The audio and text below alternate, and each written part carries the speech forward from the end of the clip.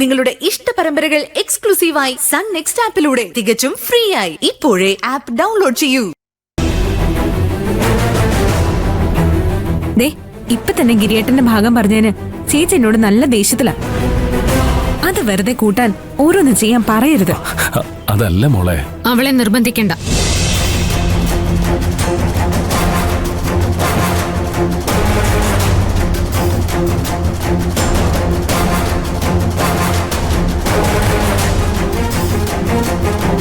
എടി, നിനക്ക് പഠിക്കാനുള്ളതല്ലേ, മുറി പോയിരുന്നു പഠിക്ക.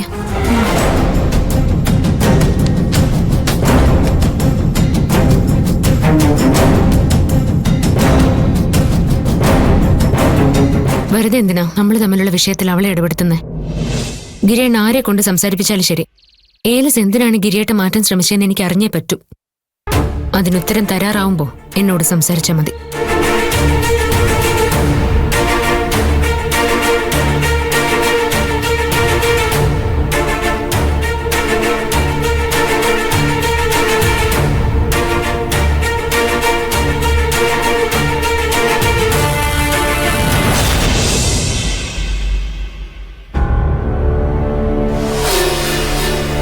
മഹിമ,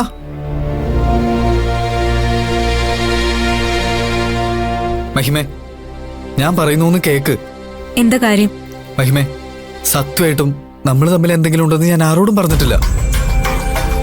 പക്ഷേ നീ പറഞ്ഞത് ശരിയാ. അങ്ങനെ ഊഹിച്ചവരുടെ തെറ്റിദ്ധാരണ മാറ്റാൻ ഞാൻ ശ്രമിച്ചില്ല.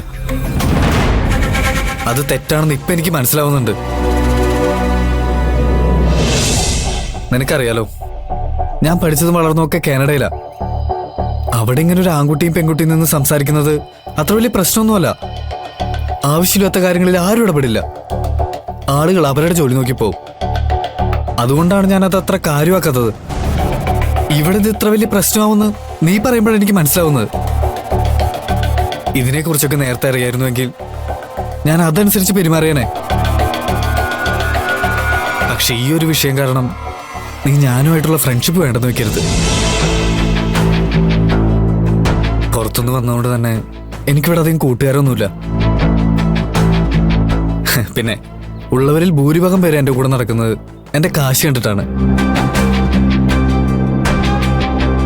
എനിക്കിവിടെ ഉള്ളവരിൽ ആത്മാർത്ഥത ഉള്ള ഒരാളായി തോന്നിയത് നീ മാത്രമാ. ഇനി ഇങ്ങനൊരു വിഷയം ഉണ്ടാവാതെ ഞാൻ നോക്കിക്കോളാം. ഇങ്ങനെയുള്ള പ്രശ്നങ്ങൾ ഇനിയും ഉണ്ടാവും. ഞാൻ നിന്നോട് ചിരിച്ച് സംസാരിച്ച അതിനെനിക്ക് നിന്നോട് പ്രേമമാണെന്ന് വിശ്വസിക്കുന്നവരാ ഇവിടെ ഭൂരിഭാഗം ആളുകളും. നാട്ടുകാരെ പെൺകുട്ടികളെ കാണുന്ന രീതിയിലുള്ള പ്രശ്നമാ. പക്ഷെ അവരുടെ സംസാരം കേട്ട് നിനക്കും എന്റെ മനസ്സിൽ അങ്ങനെ ഒരു ചിന്തയുണ്ടോന്ന് സംശയം തോന്നാം. അതുകൊണ്ടായിരിക്കും നീ നമ്മളെ ചേർത്ത് കഥയുണ്ടാക്കിയവരെ തിരുത്താത്തത്. ഒരു പെൺകുട്ടിയുടെ കാമുകനാവാനുള്ള ആദ്യ പടിയായ പല ആണുങ്ങളും ഫ്രണ്ട്ഷിപ്പിനെ കാണുന്നത്. പെൺകുട്ടികളുടെ അവസ്ഥ ഇപ്പൊ കുറച്ച് മോശമാ. എനിക്ക് സൂക്ഷിച്ചേ പറ്റൂ. നാട്ടുകാരെന്തു പറയുന്നു പേടിക്കുന്ന ഒരാളാണോ നീ? എന്നെ കുറിച്ച് എന്ത് പറഞ്ഞാലും എനിക്ക് കുഴപ്പമില്ല.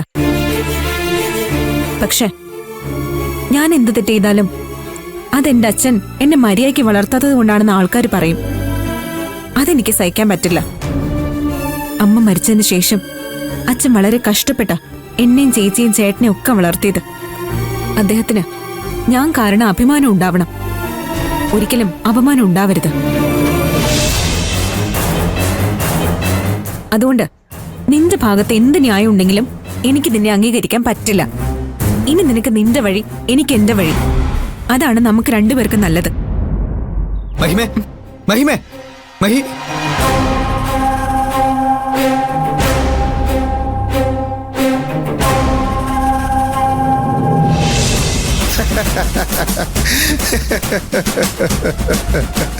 അയ്യോ അയ്യോ, എന്തിനാണ് ഇങ്ങനെ ചിരിക്കുന്നത്? നീയല്ലേ പറഞ്ഞത് ഏലസം മാറ്റുന്നതൊക്കെ എന്തൊരു എളുപ്പമാണെന്ന്?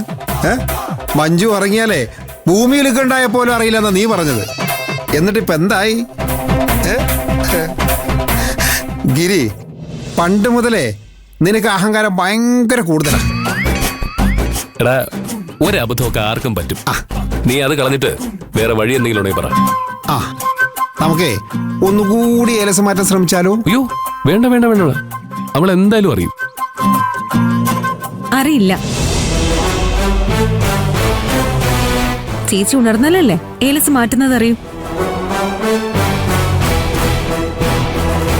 അതിന് നമുക്കേ ഉറക്ക ഗുളിക കൊടുക്കാം. ഉറങ്ങുന്നതിന് മുൻപ് പാലിൽ കലക്കി കൊടുത്താൽ മതി. സുഖമായിട്ട് ഉറങ്ങിക്കോളൂ. പിന്നെ രാവിലെ എഴുന്നേക്കുന്നത് വരെ ഒരു കുഴപ്പമില്ലാതെ ഉറങ്ങും. ഇതിനിടയില് ഗിരിയേട്ടനെ എളുപ്പത്തിൽ ഏലസ് മാറ്റിക്കെട്ടാം. അല്ല, ഈ ഗുളിക കാരണം അവൾക്ക് എന്തെങ്കിലും പ്രശ്നം ഉണ്ടാവോ? ഏയ്, ഒരു പ്രശ്നം ഉണ്ടാവില്ല.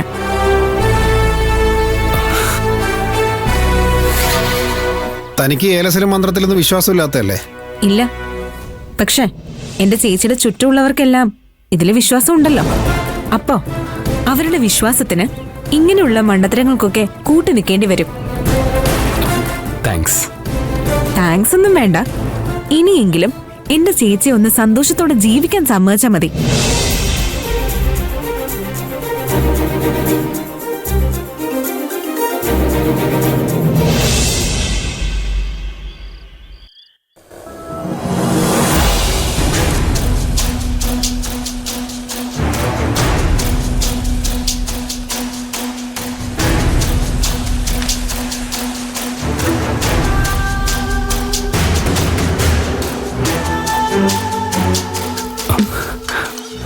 കുഴപ്പമൊന്നും ഉണ്ടാവില്ലായിരിക്കും അല്ലേ?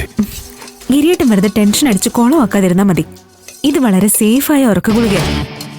ഇത് കുടിച്ചു കഴിഞ്ഞ് അരമണിക്കൂറിൽ ചേച്ചി നല്ല സുഖമായിട്ട് ഉറങ്ങിക്കോളും.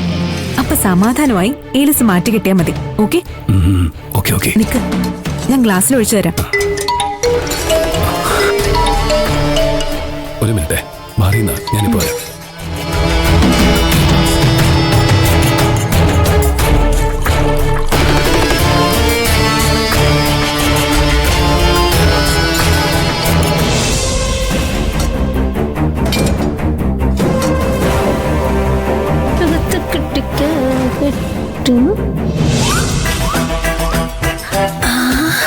പാല്.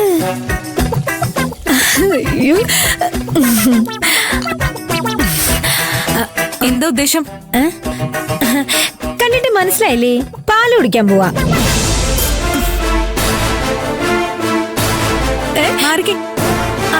ഇത് ചേച്ചിക്ക് കുടിക്കാൻ വേണ്ടിയാ ഞാൻ വെച്ചത്. അതവക്ക് വേറെ കാച്ചി കൊടുത്ത പോരെ?